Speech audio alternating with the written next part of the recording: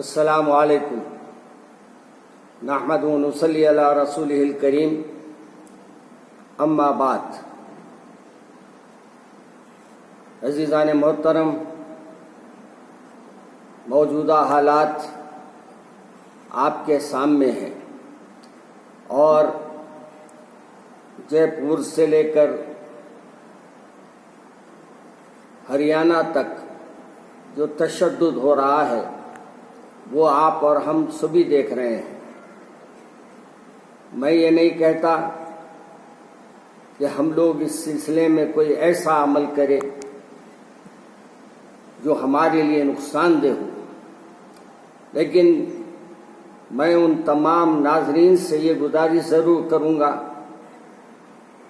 کہ جو حالات ہو رہے ہیں اس میں اب ہمارے محافظین بھی، ہماری حفاظت کرنے والے بھی ہمارے خیر خواہ نہیں رہے۔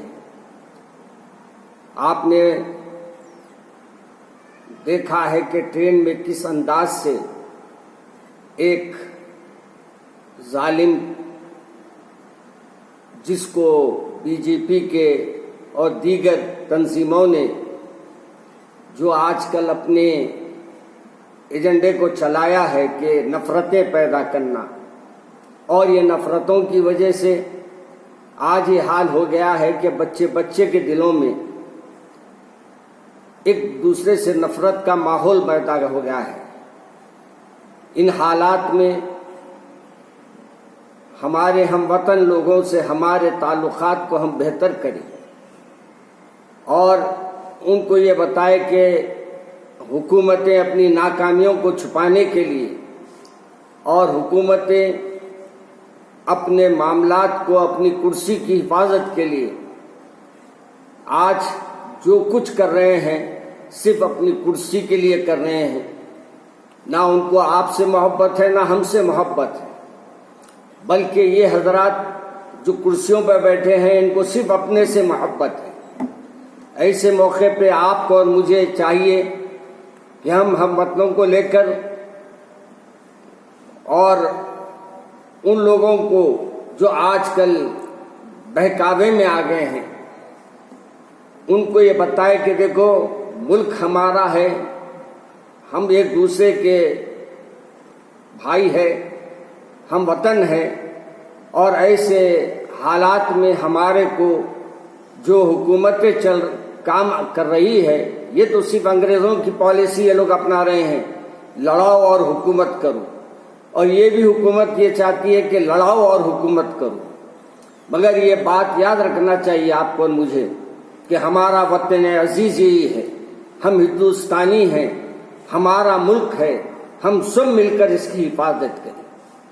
آج جو کچھ حالات ہو رہے ہیں ان کے سب سے بڑے ذمہ دار وہ کرسیوں پہ بیٹھے لوگ ہیں جو ہندو مسلم کر کے مسلمانوں سے ہندوؤں کو اور غیر مسلموں سے مسلمانوں کو نفرت پیدا کرنے کی سازشیں کر رہی ہے۔ ہریانہ کا حال دیکھیے کہ ایک امام صاحب کو مسجد میں گھس کر نائب امام کو تشدد کا نشانہ بنایا گیا، اور وہ بیچارہ نوجوان بیچارہ آج دنیا میں نہیں رہا۔ اللہ اس کی شہادت کو قبول فرمائے، اللہ اس کو جنت کے اعلیٰ درجات عطا فرمائے۔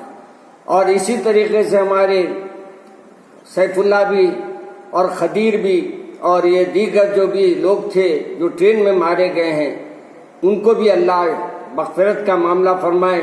یہ سب شہید ہیں، اللہ ان کو یقیناً اس کا بدل ضرور عطا فرمائے گا۔ اور یاد رکھیے جب ہمارے ملک کو، ہمارے شہر کو، ہمارے وطن کو ایسی نظریں پڑے گی جو یعنی تقسیم کرنے کی پالیسی چلیں گے تو یہ ہر ایک کے لیے نقصان دہ ہے۔ میں اس موقع پر یوسف صاحب کے گھر والوں کو، خدیر اور دیگر جو ہے ان تمام کے گھر والوں کو جہاں میں پرسہ دیتا ہوں اور ان کے ساتھ میں دعا کرتا ہوں کہ اللہ ان کو صبر جمیل عطا فرمائے، وہی وہ انسپیکٹر کو بھی جو بیچارہ یہ عمل کرنے سے وہ پولیس والے کو روک رہا تھا، اس عمل کو روکنے کی وجہ سے اس کو بھی گولی کھانا پڑا۔ یہ بھی عجیب حال ہو گیا ہے کہ ماتحتین بھی اب بڑوں کی نہیں سن رہے ہیں۔ یہ سب کب ہوتا ہے؟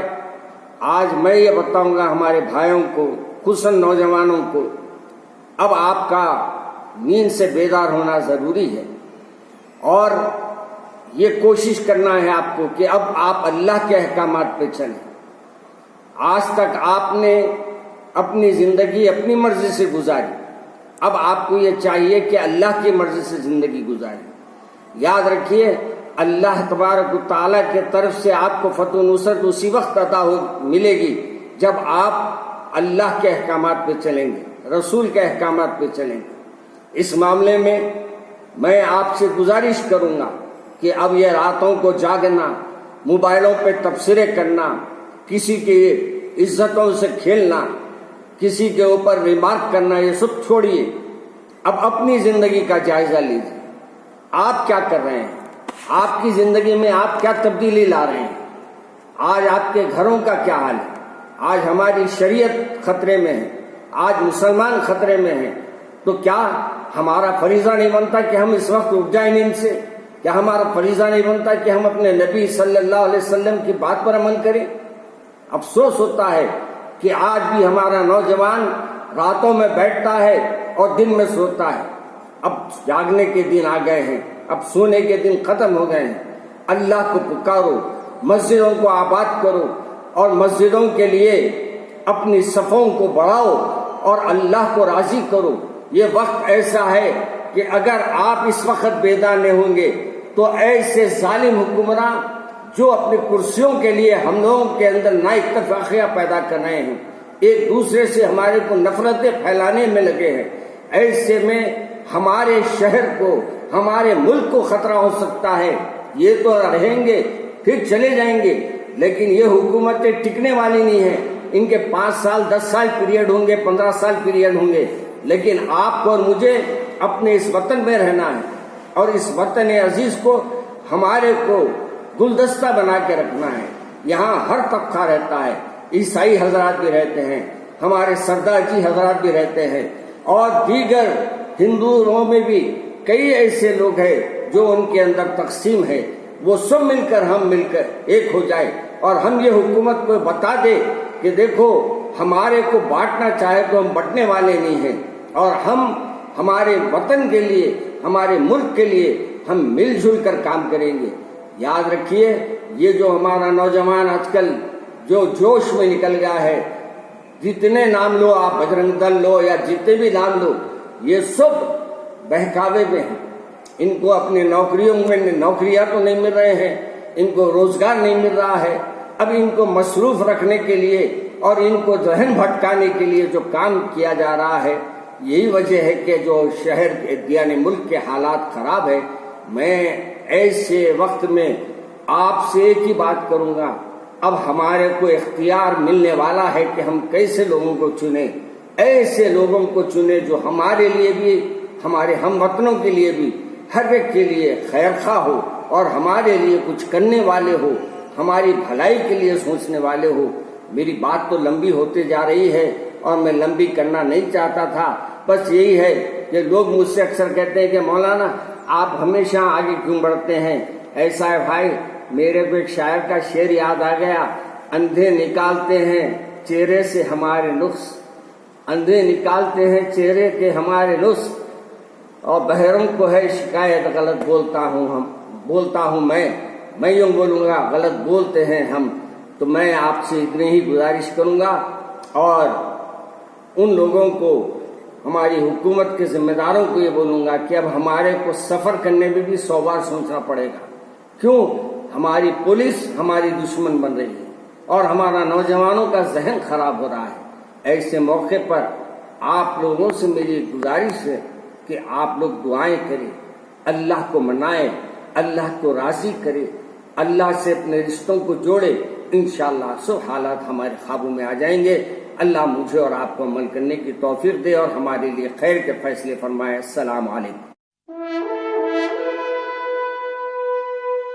الحمدللہ، اپنے مقدس نام کی طرح ہر دلہا دلہن کی حیات نو کے آغاز کا باوقار نام HKGN فرنیچرز، جی ہاں HKGN فرنیچرز NRIs کارنشین فیملیز کے لیے دید عزیب شاندار شاہکار مضبوط اور پائیدار دلکش و دلنشین شادی کے فرنیچر کا سب سے بڑا شو روم اب Shastripuram king colony main road کے پرسکون ماحول میں پسند فرمائیے آپ کی شہزادی کے لیے خوبصورت جہیز کا مکمل فرنیچر صرف 29,999 روپے میں. جی ہاں 29,999 روپیز.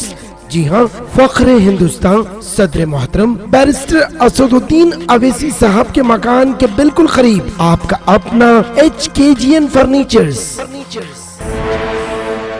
9618650827